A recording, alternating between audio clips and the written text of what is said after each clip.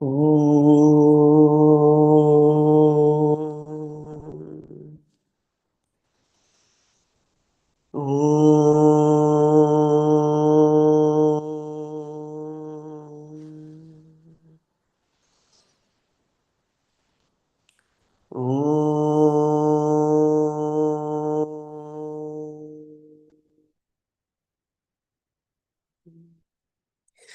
Om Sahana Vavatu Sahanau Bhunaktu Sahaviryankaravavahai Tejasvinavadhitamastu Ma Vidvishavahai. Om Shanti Shanti Shantihi.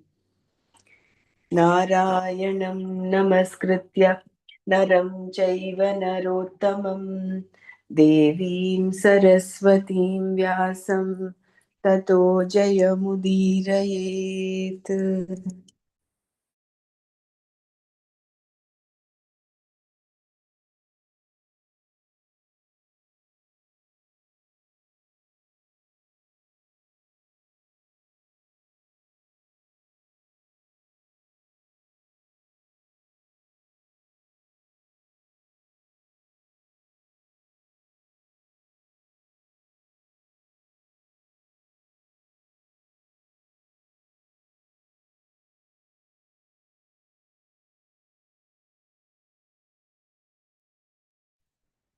Harigam. Dr. Brahma, I just saw the message now. So you tell me it will take only 2-3 minutes to open my laptop. So if you're busy.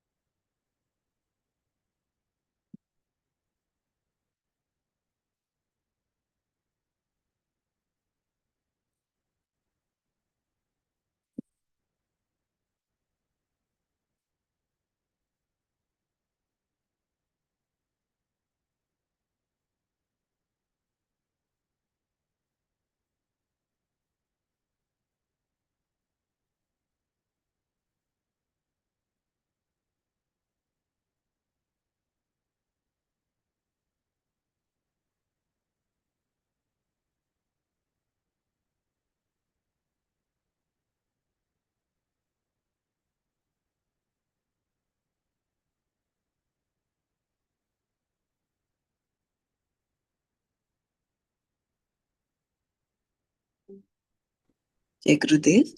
Yesterday, for some reason, I wasn't able to get onto the YouTube. I couldn't put it on YouTube. So we'll just repeat what we did yesterday. Bella, you started this from page 326, Brahmaraji. Possibility of doubt, right? Is that where you started from? Arjuna's question, yeah. 326 page number. Yeah, Arjuna's first question. Yeah. I will just repeat this only for the sake of continuity on the YouTube for those who are following there on the YouTube. Just give me a second.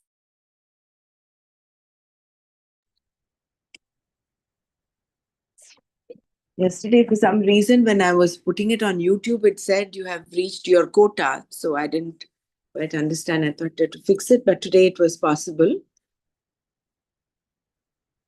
So, Arjuna's first question. Having talked mainly so far about Karma Yoga and Sankhya, in this verse, Bhagavan summed up everything he had said so far. The first line Shruti Vipratipannate Yada Sthasyati Nischala refers to Karma Yoga. The second line, Samadhau Achala Buddhihi Tada Yogam Avapsyasi, refers to Sankhya Yoga. So I think, like yesterday, we just go through one of. So when Shruti Vipratipannate Yada Sthasyati Nischala, when your mind is no longer distracted by the Vedas, which present various means and ends to be gained, it will remain steady, firmly established in the self. Then you will gain self-knowledge.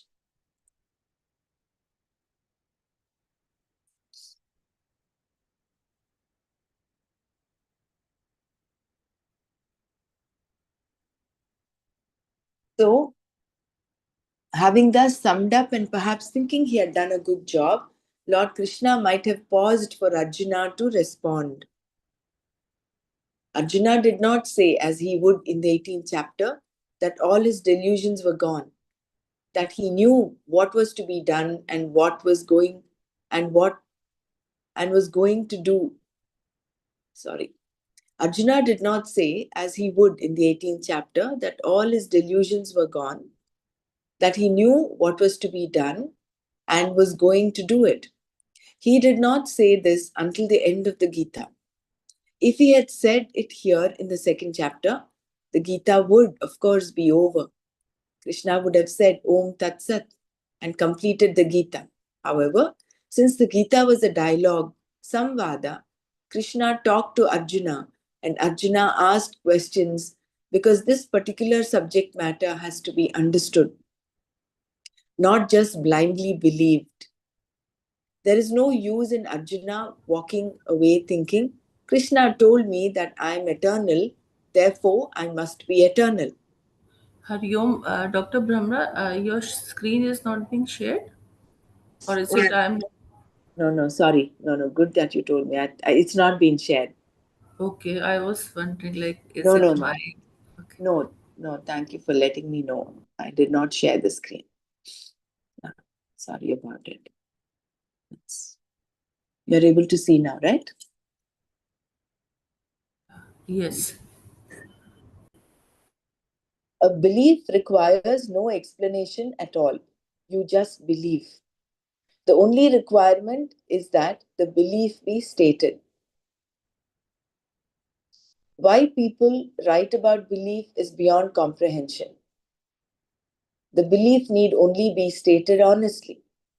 Stating a belief is exactly what a belief is. If there is something to support the belief, that can also be stated. However, when something is to be understood, it will either remain not understood or it will be understood, regardless of the number of books written on the subject. In other words, it can be understood by reading only one book, and in spite of reading every book on the subject, it can remain not understood. Here, the subject matter is a thing to be understood. In fact, Krishna himself will say later on in his dialogue with Arjuna, may you gain this knowledge by asking proper questions. If you ask the right question, you get the right answer. Even if you ask the wrong question, as Arjuna did in the next verse, you may get the right answer.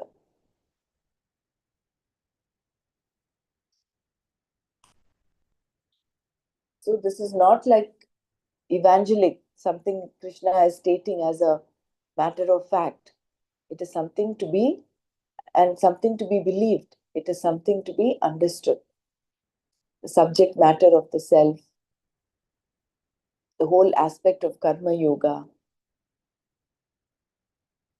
So it's not a dictum that Krishna has just stated and that Arjuna just goes away with a concept.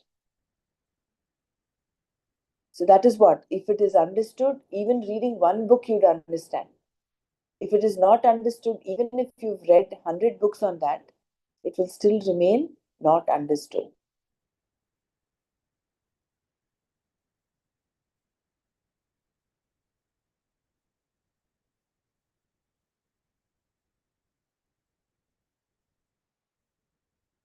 And for the understanding, we will have to prepare the mind.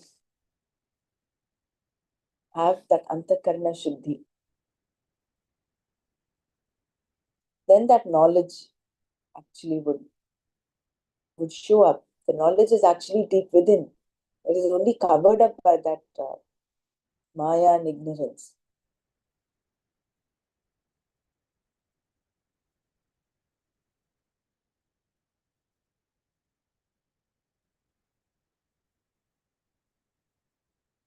Arjuna Vacha Sthita Prajnasya Ka Bhasha Samadhistasya Keshava Sthitadi Kim Prabhasheta Kimasita Vrajeta Kim.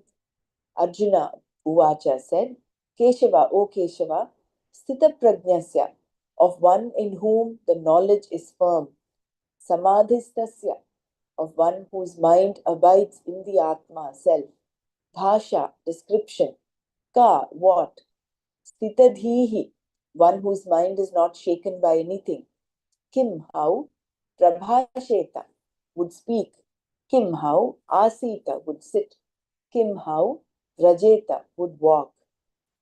Arjuna Vacha, Keshava, Sthita Prajnasya, Samadhistasya, Bhasha ka, Sthitadihi, Kim Prabhasheta, Kim Asita, Kim Vrajeta.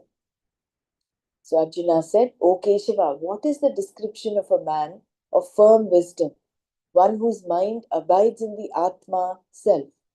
How does such a person, whose mind is not shaken by anything, speak, sit, and walk?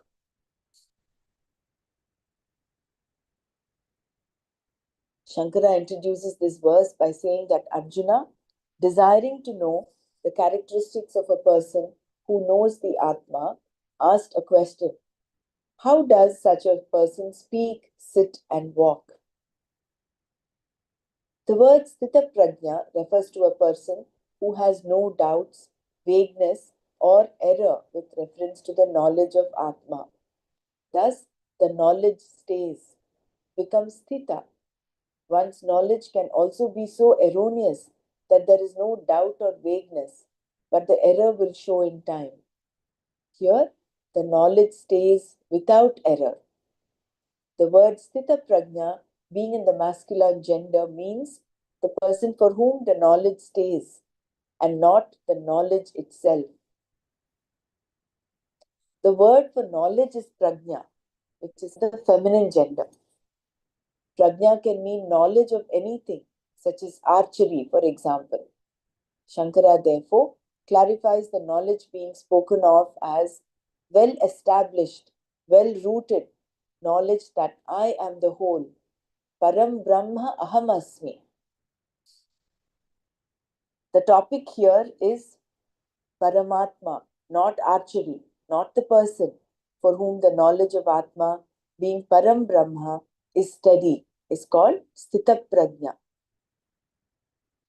This person is also described as one who is in Samadhi, Samadhistha. One whose mind is abiding in the Atma is awake to the Atma. Arjuna wanted to know how Krishna would describe such a person. He asked, Sthita Prajnasya ka bhasha? Shankara puts this question in another way. How is this person described by others? Katham asau paraihi bhashyate.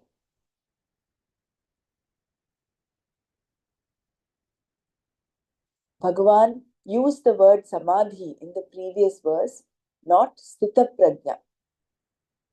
It was Arjuna who coined this latter word, and his question reveals that he seemed to know what it was all about, at least in the first line. He asked for a description of a wise person, a sthita prajna, which was an excellent question. He also used the word sthitadhi, meaning a person whose buddhi remains firm. But then he asked, does this person talk? Kim prabhasheta? Does he sit? Does he or she sit? Kim asita? Does he or she walk? Kim vrajeta? Shankara did not think that these questions, as worded, were Arjuna's real questions. To ask, does a wise person talk, would have been meaningless because Krishna had been talking all along. It would also have meant that Arjuna had a doubt about whether Krishna knew what he was talking about and therefore whether he was a Sthitaprajna. Because Kim can mean what or how, Shankara took Arjuna's question to mean the latter. How does a wise person talk, sit, and walk? When someone asks you a question, you either answer the question or you answer the person. When you answer the person, you still answer the question, but it is the spirit of the question that you address. When you answer the person, you consider what the person had in mind when he or she asked the question. Before a person talks, he or she has a sense to convey. This is the reason why one talks. Therefore, the listener tries to understand the intention or the sense of what the speaker is attempting to convey. This is real listening and is very important. Whether you are reading something someone has written or are listening to something someone is saying. A person may not always say what he or she really wants to say.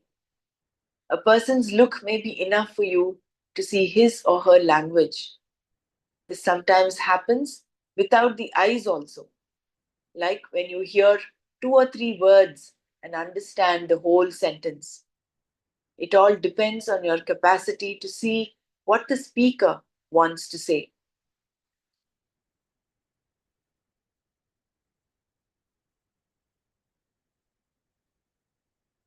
So, real listening is when you're able to understand the intention or the sense of what the speaker is attempting to convey, not just the words that come out of his mind, of his mouth.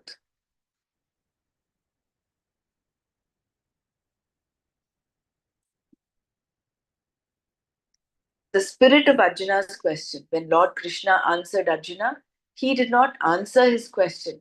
Instead, he answered the person, as we will see. If he had answered the question, what could he have said? Would he have described a Siddha Prajna as one who walks very slowly or quickly because the person is a Siddha Prajna? Suppose the Siddha Prajna does not have legs. Or would Krishna have said that a Siddha Prajna talks very slowly because he or she is very alert? Or that being very alert, the Siddha Prajna's words are carefully measured and come only in half-minute intervals, the person being so rooted in the self. What does all this mean? How does it make any difference? Some people think that if you talk very slowly, you are wonderful. They think that the words of a wise person who talks slowly come from infinity and therefore they take time. They come from such depths, it seems. People can be very easily fooled by those who pose as wise by saying very little and speaking very leisurely.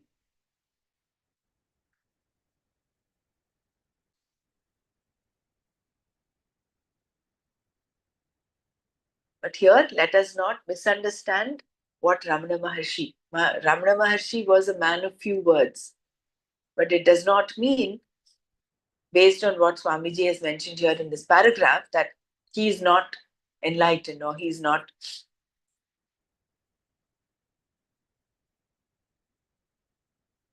There is yet another popular description of a wise person. Words just stumble out. The physical organ is incapable of keeping track of the pace of the quicksilver mind of the wise. It is so mercurial. No god has made an organ of speech that can keep pace with it. The person has such enormous energy. And then there is another type of wise person, it seems, who, having reached Atma, does not talk at all. He or she is always in samadhi. People come and the person just looks at them without even blinking. Why? Because he or she is a Siddha Prajna, one of steady wisdom. So these are all the popular notions about a wise person. That a wise person talks very slowly because the words are coming from infinity. They take time to come. That he's a man of few words. That he's in samadhi. So these are all the notions. Thus, we see that if Arjuna's question had been taken literally, no answer would have been possible unless Krishna himself believed in such definitions of a wise person. Therefore, the second line of Arjuna's question did not mean anything to Krishna, but there was a spirit to it. That is, how does a wise person interact with the world? How does he or she talk and go about in the world? Is there any indication that this person has wisdom? Is there anything that betrays or reveals the wisdom he or she has? Will there be any difference in how this person interacts with the world and how an ordinary person interacts? There should be some difference. Therefore, what is it that characterizes the person's wisdom? This was the spirit of Arjuna's question, and it was this question that was answered in the verses to come. So Krishna was answering Arjuna and not just his question directly. He understood the spirit of Arjuna's question. How does the wise person interact with the world?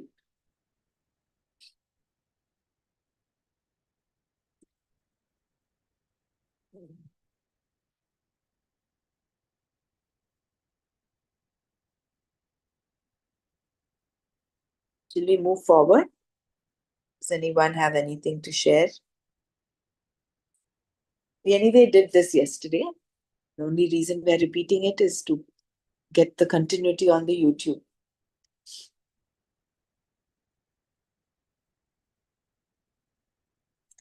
Shri Bhagavanuvacha Prajahati Yada Kaman Sarvan Parthamanogatan Atmanyevatmana Tushtaha Stita Prajnastadochyate. Shri Bhagavan, the Lord Uvacha said, Partha, O Partha, Yada, when, Sarvan, all, Manogatan, as they appear in the mind, Kaman, desires, Prajahati, gives up, Atmani, in oneself, Eva, alone, Atmana, with oneself, Tushtaha, one who is happy, Tada, then, Sthita Prajnaha, a person of ascertained knowledge, Uchyate is said to be. Shri Bhagavan Uvacha Partha Yada Sarvan Manogatan Kaman Prajahati Atmani Eva Atmana Tushtaha Tadastita Prajnaha Uchyate. Shri Bhagavan said, when a person gives up all the desires as they appear in the mind, O Partha, happy in oneself, with oneself alone, that person is said to be one of ascertained knowledge.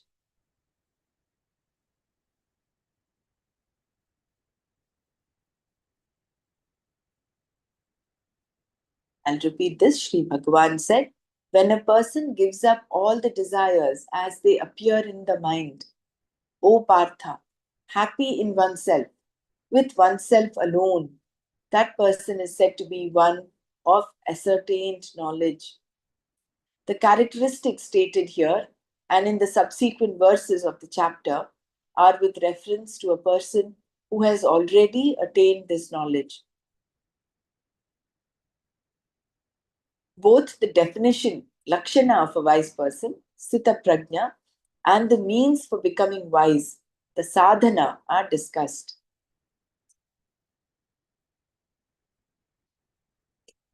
Although Arjuna only wanted to know who is a sthita prajna, the sadhana is also taught because throughout the Shastra, the characteristics of a wise person are said to be also the means for preparing one's mind for the knowledge of the Atma. In his commentary, Shankara referred to a Sthita Prajna as one who is accomplished, one who has made it, a kritartha. The characteristics of one who has made it by gaining this knowledge becomes the sadhana, the means for gaining the knowledge. Thus, the wise person's spontaneous expressions in life, the attitudes and disposition with which he or she interacts with others, are the characteristics that establish the norms to be followed by the seekers of this wisdom. I will repeat this paragraph. Although Arjuna only wanted to know who is the Sthita Prajna, the sadhana is also taught because throughout the Shastra, the characteristics of a wise person are said to also be the means for preparing one's mind for the knowledge of the Atma. In his commentary, Shankara referred to a Sthita Prajna as one who is accomplished, one who has made it, a Kritartha. The characteristics of one who has made it by gaining this knowledge become the sadhana, the means for gaining the knowledge.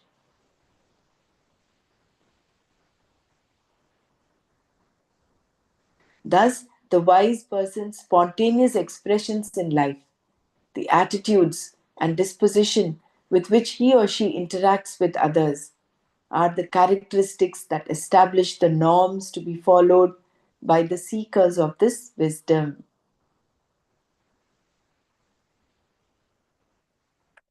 So, by emulating the characteristics of a wise person, a sthita prajna, that emulation itself becomes the sadhana, the means to become a sthita prajna. The definition is also the means.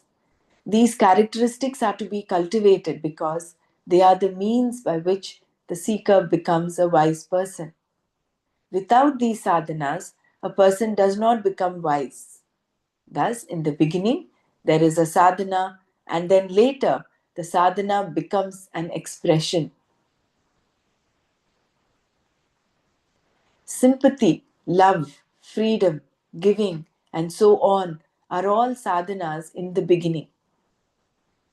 They are means for self-purification and maturity, eventually becoming the natural expressions of the same person.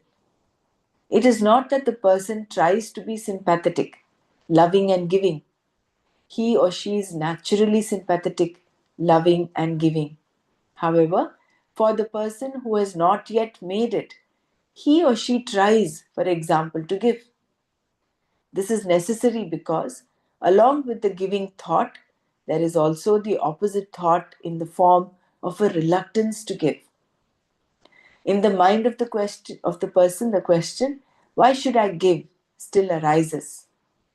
If the ego is there telling me not to give, then I am not a giving person.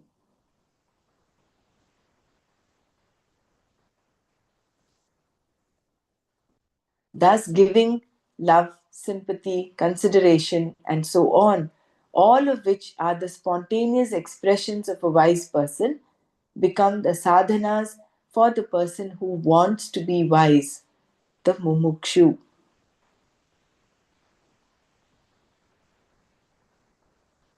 So, all of these human values should become very natural, just as how they are in a wise person.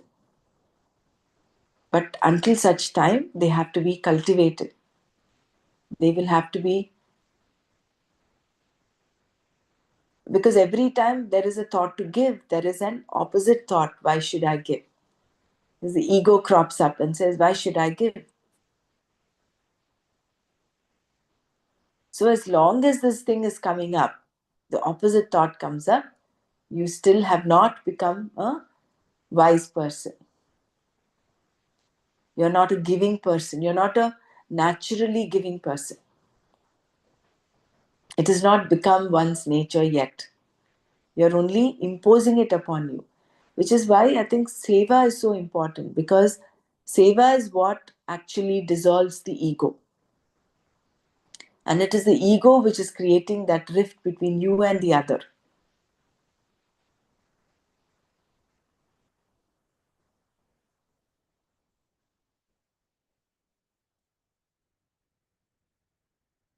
So the sadhana itself is to be accomplished by effort, yatna.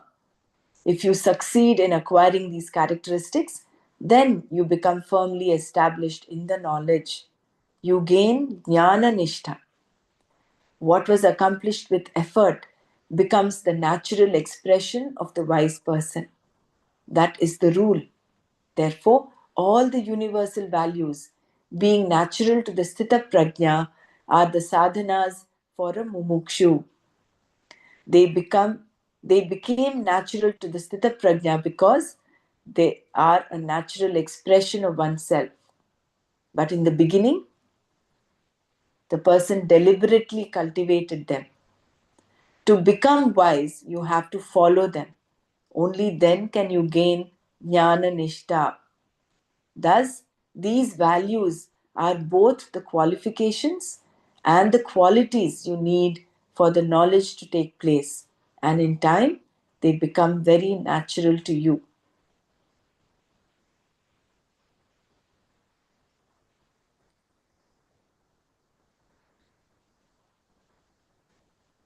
The qualities represented by universal values are not like a boat that you use to cross the river and then leave behind once you have reached the other side. Even though these qualities are the means for preparing your antakarana for the knowledge, they become natural expressions because you continue to be a person with such a mind. You interact with the world as before, but now you interact spontaneously because these qualities have become natural to you. Thus, in the beginning, they are in the form of sadhanas, the means for accomplishing self knowledge, whereas later they are like ornaments, very natural, spontaneous expressions of the person. It's like having a fake smile that the air hostess has, to transforming that into a very natural smile that comes from within. So initially, you may have to put that effort, that yatna. But in time, it becomes natural to you.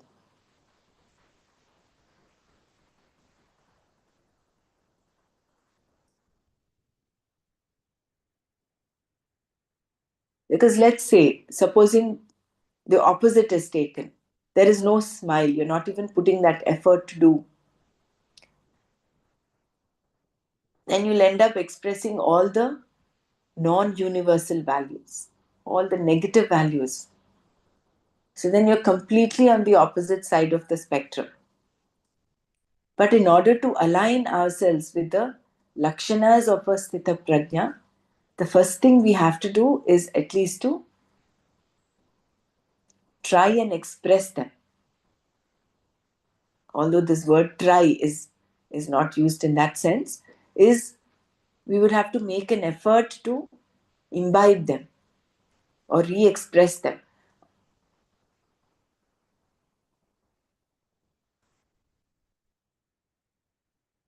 Bhagavan Krishna included both the definition of a wise person and the means for becoming wise in his response to Arjuna's request for a description of a sthita prajna because they are one and the same. Shankara makes the same point in his commentary introducing this verse. Krishna also indicated that giving up all desires, sarvan kaman, does not mean that the sthita prajna has no desires, but that as they arise in the mind, manogatan, he gives them up, rajahati. That means the desires are not pursued. In this way, the wise person gives up all desires.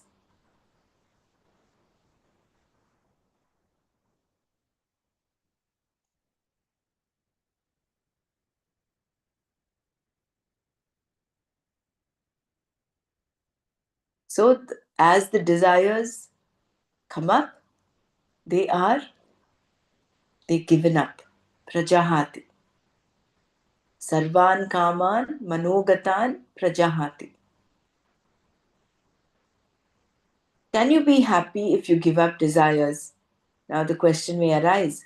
If a man gives up all his desires, does that not mean that he will have no happiness, ananda?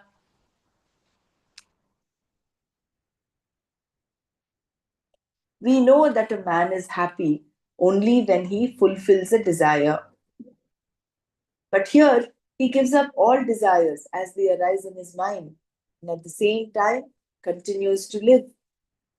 If all his desires disappear and he disappears with them, there is no problem.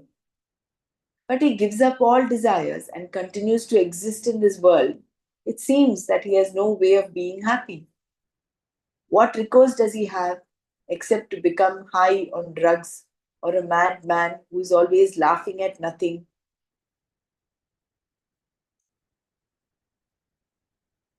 In order to answer this question, we have to take two things into consideration. First, people are not happy. And secondly, people are always busy fulfilling their desires in order to be happy. They are always hopeful that happiness will come because they do become happy occasionally. Tomorrow will be better, they say. Everything will be wonderful when this is over. It seems, therefore, that people who pursue their desires are always working for happiness, whereas those who have given up all desires have no way of being happy. And no one can remain for a long period without being happy. Bhagavan corrected this train of thinking by saying that such a person is happy with himself or herself. Atmani eva atmana tushtaha. In himself or herself, the wise person is happy. Everyone is happy in himself or herself anyway, but always because of something else. Here, without any external props or circumstances, without expecting or depending upon any condition whatsoever, the person is happy. So it is with or without any of the external situations or accomplishments, this person is happy. He's in a constant state of wow, of wonder and happiness. The analogy of a sugar crystal is useful here. Simply by being a sugar crystal is sweet. It does not require a sweetening agent to be sweet because it is already saturated with sweetness. That is why it is a sugar crystal. Therefore, it cannot be sweetened further. Similarly, one who is happy, tushta, does not depend on any other object or situation to be happy. By one's own awakening to oneself alone, one is happy. Such a person is called sthita prajna. By one's own awakening to oneself alone, one is happy. So remember in the beginning when we read the introduction, the human problem is that of lack. We think we lack. We think we are not happy. We think we are insecure. We think we are incomplete. And therefore, we reach out to the world in order to become secure, become happy, and become fulfilled, become complete, not knowing that we ourselves, without the world, stand alone, we are happy, we are complete, we are purna. So it is this shift that happens when, as sadhanas, the characteristics of a wise person are taken up as sadhana. You imbibe these values, you cultivate them in your life till they become a natural expression. Which is how for Gurudev, it's all very natural for him. He does not need to make an attempt to be in the moment. He is always in the moment. He does not make an attempt to be happy. He is happiness. He does not make an attempt to give, to love. He is love personified. Whereas for the rest of us, we are giving sometimes, we are loving sometimes, because there is always this opposite thought that comes up, and that opposite thought comes up with this sense of ego. And that, when we do more and more sadhana, more and more seva, that dissolves. That rigid, concrete I, that small I that shows up as I and the ego, that slowly starts dissolving. Brahmaraji, here what I think, there is no external object for him to be happy. And like a Sanyama, he is in the Samadhi. Hence there is always, there is no external object for his happiness, and he is in the bliss like that. So steady person. Yeah.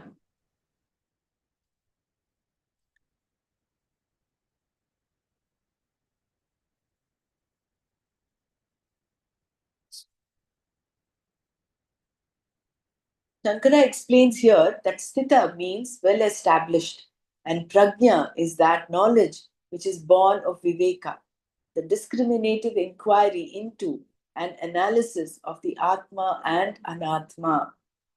Therefore, the one for whom this knowledge is well established is called a sthita prajna, or a vidwan, a wise person. Arjuna wanted to know what a sthita prajna was, and this was Krishna's definition. It's an excellent and complete definition. A sthita prajna, Krishna said, is one who, being awake to the fact of the Atma, being happy for no other reason, gives up all desires that arise in his or her mind.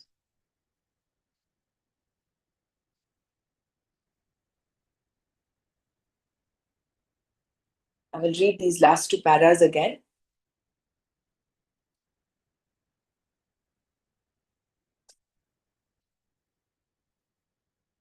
Shankara explains here that sthita means well established, and prajna is that knowledge which is born of viveka, the discriminative inquiry into and analysis of the Atma and Anatma.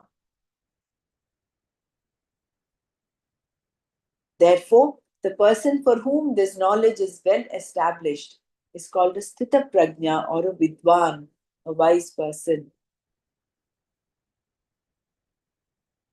Sometime back we had this question of, the world appears it is real for me. How do I not take the world as real, right? So here, that is that discriminative inquiry into the analysis of the Atma and Anatma. All that we learned in Tattva Bodh, in Atma Bodh, as to what is Atma, what is the truth, and what is Anatma.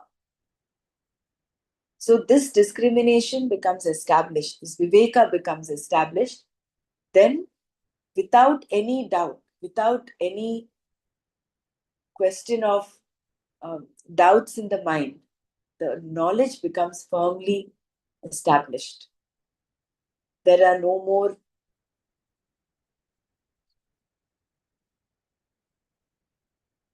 more doubts, basically. And Arjuna wanted to know what a Sthita Prajna was, and this was Krishna's definition. It's an excellent and complete definition. Sthita Prajna, Krishna said, is one who, being awake to the fact of the Atma, being happy for no other reason, gives up all desires that arise in his or her mind.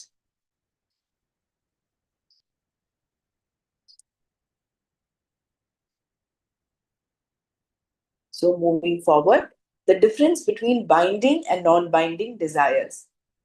Desires, kamas, are divided into two types, ragas and dveshas.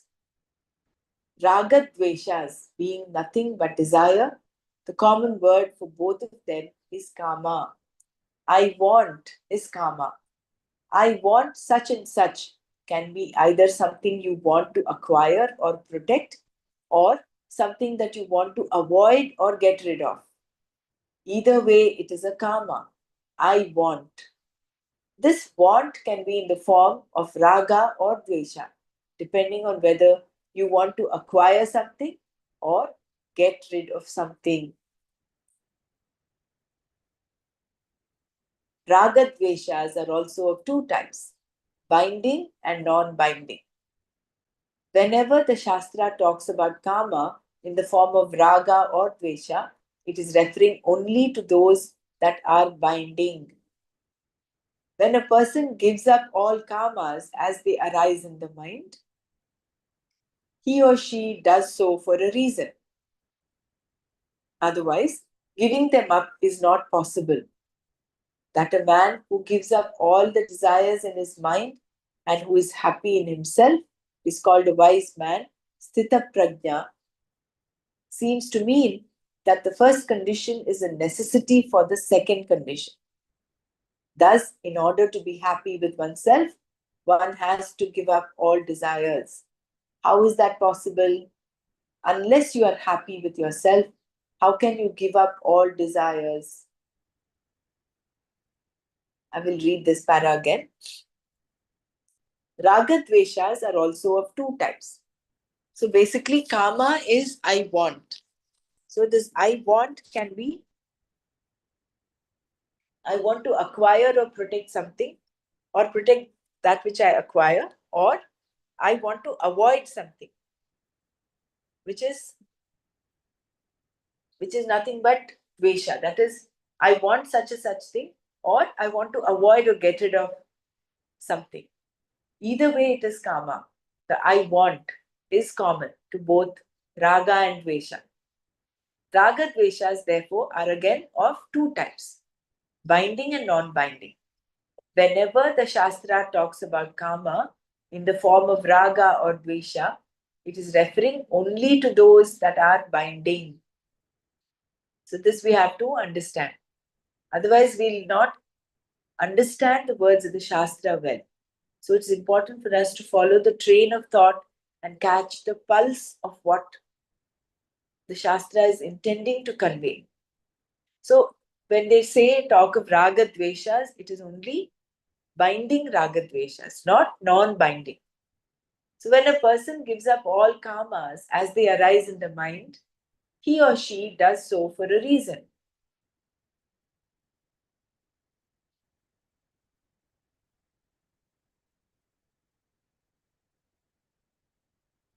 Otherwise, giving them up is not possible.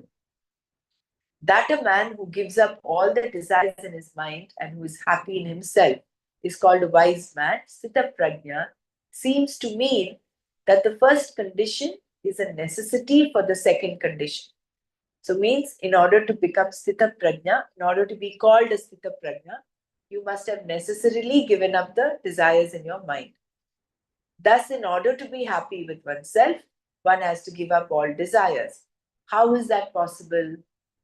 Unless you are happy with yourself, how can you give up all desires? If in order to give up all desires, you have to be happy with yourself, and in order to be happy with yourself, you have to give up all desires, you are in an unenviable position. It is something like a mentally unbalanced man who is advised that unless he marries, he will not be cured. In other words, the diagnosis and the treatment are one. Because no father will give his daughter in marriage to a madman, he will not be able to marry. And unless he marries, he cannot be mentally well. We seem to have the same situation here. But do we? According to some modern translations, it may look that way, but not according to Shankara.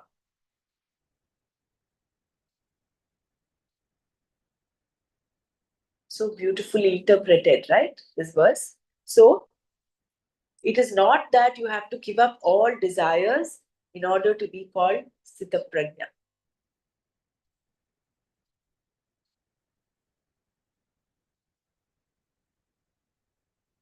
So it is like that example of the madman who is told in order to cure his madness, he has to marry.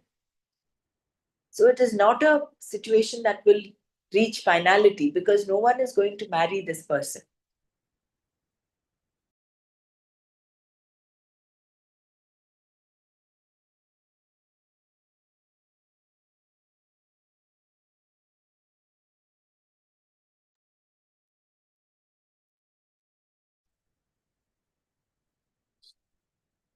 So we seem to have the same situation here. According to some modern translations, it may look that way, but not according to Shankara.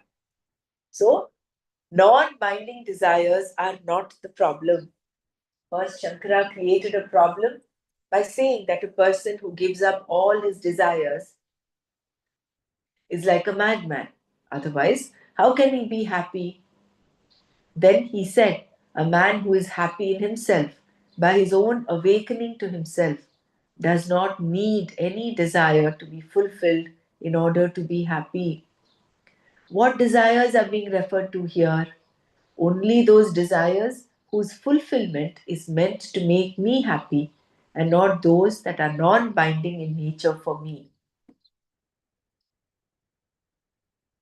Non binding desires may include a desire to do, a desire to write, a desire to teach, a desire to give, a desire to just simply stay put, and so on. Non binding desires are not being considered here, only binding desires. If a wise person is one who gives up all desires, where does that leave Shankara, who wrote the commentary on giving up desires? Was he a wise man? Was Krishna, who taught Arjuna, a wise man? Was Vyasa, who wrote the Mahabharata, in which the Gita appears, a wise man? If only those who have given up all desires are wise, none of these men can be considered to have been wise. Krishna seemed to have a desire to teach. Krishna all but pounced on Arjuna. He did not even mind that he was in the midst of a battlefield. Krishna's knowledge seems to have been bottled up inside him, and it came pouring out for Arjuna's asking in one long continuous flow. Aside from his desire to teach, Krishna seemed to have some other desires too. For example, when he was asked to drive Arjuna's chariot, he agreed. Had Krishna given up every desire that arose in his mind, he could not have driven the chariot, but he did drive it. He also took up the flute and played a lot of songs. If this desire had been given up, all the gopis would be still, wanting to hear his music, and he would be still sitting with his flute poised. He would not have even had the desire to remove his hands from the flute. Since Krishna presented himself as one who performed various actions, and since doing presupposes desire, he could not have been a Sthitaprajna by his own definition. Vyasa also must have had a lot of desires to have written this great magnum opus, this huge work called the Mahabharata. To have kept on writing as he did, Vyasa must have had a very special mind, indeed, and a lot of desires as well. People often have the desire to accomplish some enormous project or the other, but then after a while, they give it up. They begin it but do not complete it. Not Vyasa. He began and finished every chapter. Thus, according to the definition, he could not have been a jnani. In fact, no teacher can be a jnani. Thus, they must all be ajnanis. If the desire is not there, a wise person cannot teach, which means that only the other wise can teach, but they have nothing to teach.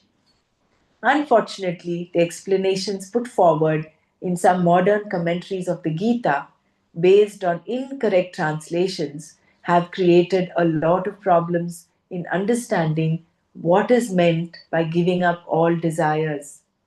If this were not the case, there would be no misunderstanding because what was said originally by Krishna is very clear.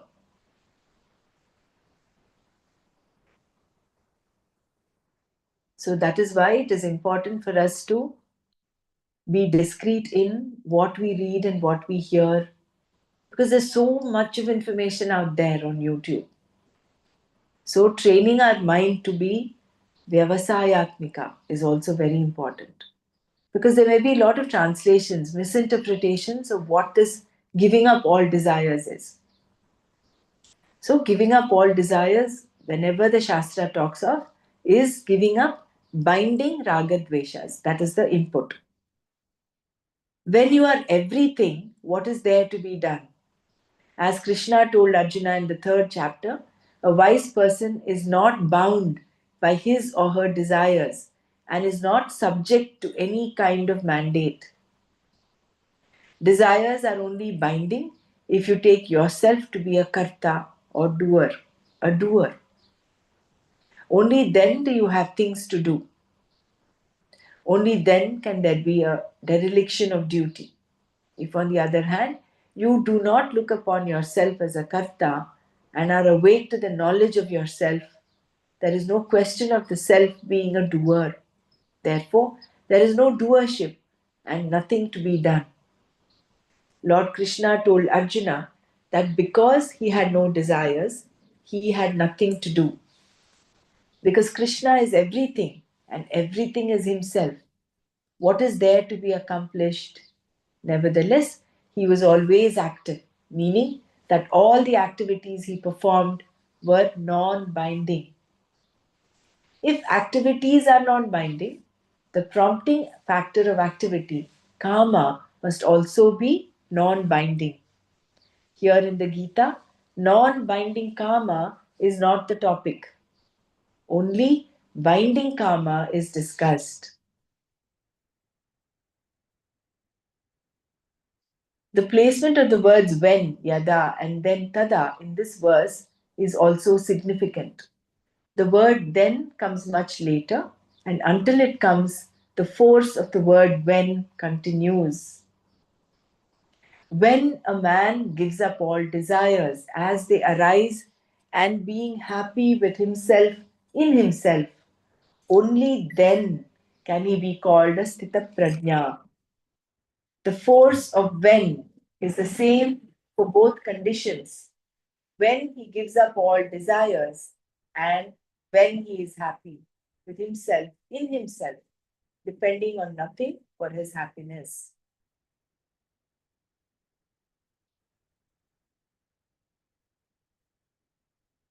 Therefore, one gives up all desires arising in one's mind that are binding in nature, the desires to be secure, to be happy, to be somebody, and so on. A person who is secure with himself or herself gives up such desires naturally. The word tushta in the verse does not merely mean happiness, it implies security also. The insecure cannot be tushta, happy. Therefore, one who is secure is also happy. And giving up all desires is possible only when one is happy with oneself. Thus, the definition of Sthita Prajna is complete. What else can be said? One who is happy with oneself is a wise person who can totally accept himself or herself because the self is acceptable. The self is perfect. It is not imperfect. Perfection means that there is no sense of imperfection whatsoever. The self is free from any sense of imperfection, and the whole creation, the whole world, the universe is non separate from the self. Because the self is complete, Purna, it cannot be improved upon. Just as the sweetness of sugar cannot be improved upon, so too the fullness of the Atma cannot be improved upon. Being awake to that fact, the person is happy. We'll stop here.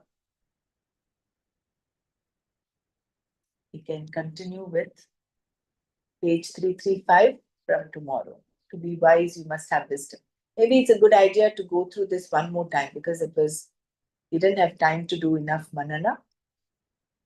But before we close, we can share what we've understood.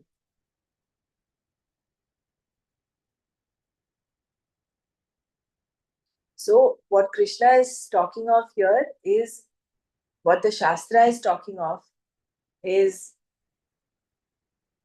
the beautiful verse Prajahati yada kaman sarvan parthamanogatan atmanyevatmana tushtaha Sthita prajnastadochyate.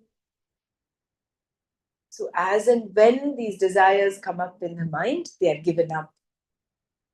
And this person is what? Is happy with himself, in himself. Such a person is called a Sthita Prajna.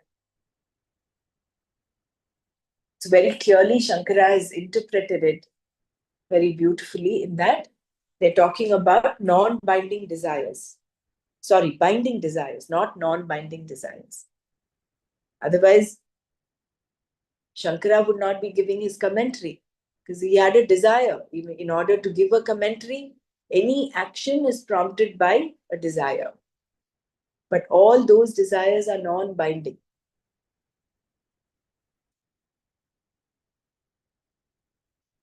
The fact that Krishna was teaching Arjuna, unless there is a desire for him to teach, he would not be teaching. So this non-binding desire doesn't incur the karmas also. No. Because there is no raga and dvesha there, no? Attached to it.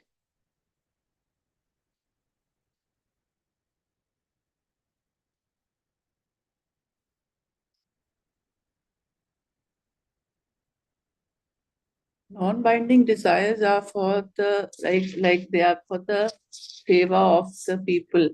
In that way, the desire erupts that you want to do something for the others, for their upliftment or to help them.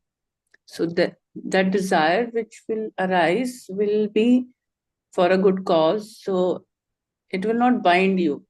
You will the desire comes, you accomplish that, and then you leave. So it would not stick to you. In a sense, that is why it is written on that Vyasa he wrote this Mahabharata, and even Shankara he kept on going throughout India. He walked and he preached. He had the desire to spread that Sanatan Dharma as it was perishing. So he had the desire to reach out to the people and tell him that how this our Sanatan Dharma is so important and so it should be followed by the people as Buddhism was rising. So it wasn't a binding desire. When we do seva, yeah, pardon? No, please go ahead. No, I was just saying that when we do seva, when we are in that frame of mind, then the desire, it doesn't, it doesn't make you weak also. You have that expansion feeling, and also you giving somebody something which is needed at the time makes you at peace also, and that person also at peace. Whereas when one desire have a selfish desire, then something, you feel that narrowness inside, that use that selfish feeling. It happens that you are thinking of yourself. That feeling and the feeling which we do for others, there's a difference between the two. Yeah, you can go ahead, Dr. You said the opposite thought comes in. Why should I give? Yeah. The moment that comes in, then it is not spontaneous. Then you're not a giving person. You may give. To the outside world, it might seem you're giving, but within, in your mental milieu, you are not a giving person. So that is why they say when you give, the right hand should not know, or the left hand should not know what the right hand does. When you give, you give. You don't proclaim that you're giving. That is one. But non-binding desires not necessarily is for others. It might mean even for yourself. Like for instance, I long back when one of the swamis that when I was younger, he asked after breakfast. He says, "Okay, I want to have a cup of coffee." And for me, in my mind, I'm thinking, "Oh, how come Swami has a desire?" That's actually a non-binding desire, because whether he got his cup of coffee or not, he would still be happy. But he only had a preference. So it does not necessarily mean non-binding desires are for others, only for seva. Of course, all the seva is non-binding. It could also mean your personal. For instance, Krishna, he had a preference for the flute, or so we understand. He did not have a guitar or a set of drums with him. He had a preference for the flute.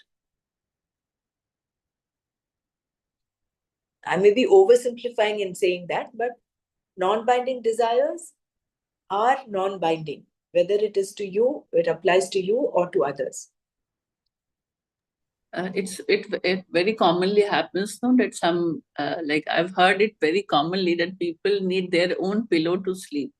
So I was just relating it to that how you stick to that that I just if I had that pillow of mine, only then that sleep would be very serene, like otherwise I would not be able to sleep. So that is again a binding desire, that you are stick to it, though it is not a very important thing.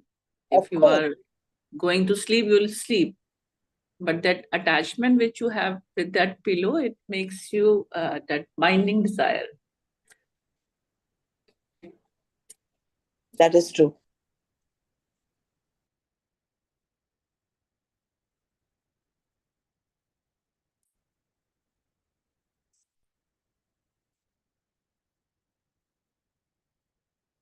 So shall we close here today?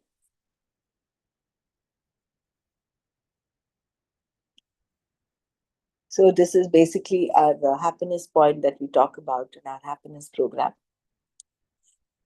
With or without. And rather than postponing happiness, you are happiness.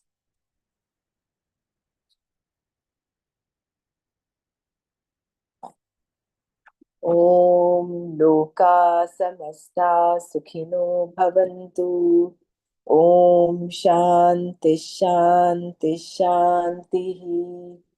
Om Tat Sat Shri Krishnarpanamastu.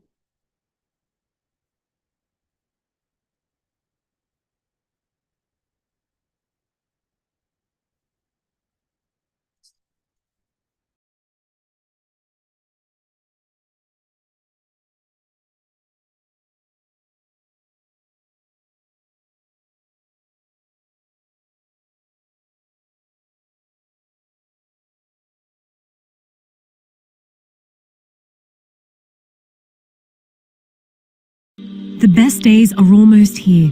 10 days that Allah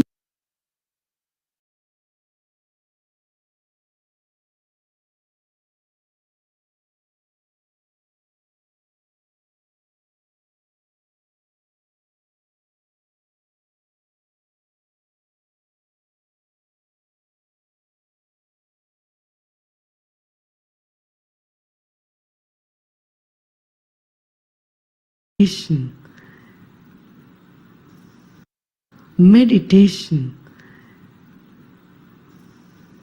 is accepting this moment, living every moment totally with depth. Let us keep our spine erect and body relaxed and eyes closed. Relax your shoulders. Keep a big smile on your face.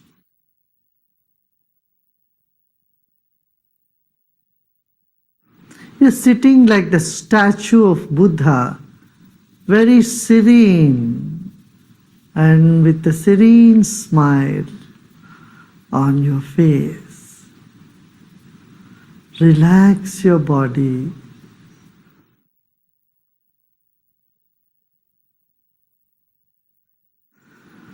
Let's take a deep breath in and breathe out.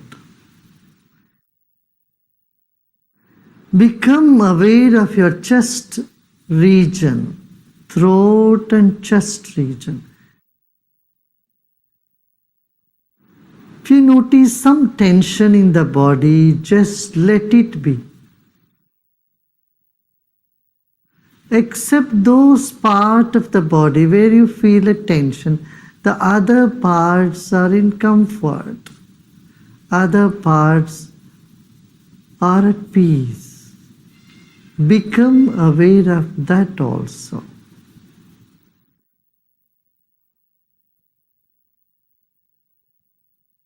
There are many good things about you and inside of you.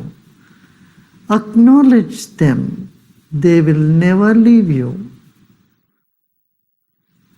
And the negative aspect you may see in you is never going to stay with you forever. They are all guests for some time. Let them be. Sit with the total acceptance of yourself the way you are at this very moment. Total acceptance of what is now here. Lead us to deeper meditation.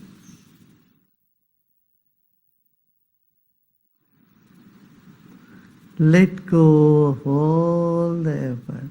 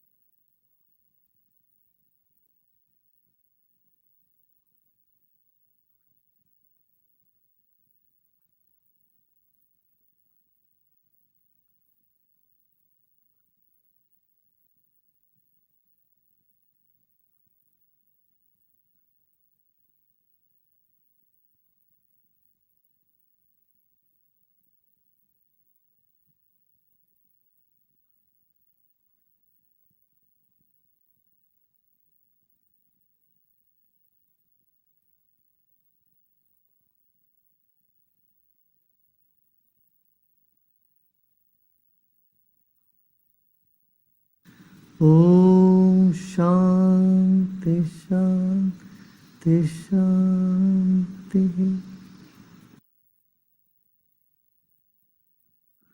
Let go of all your effort and be in this emptiness.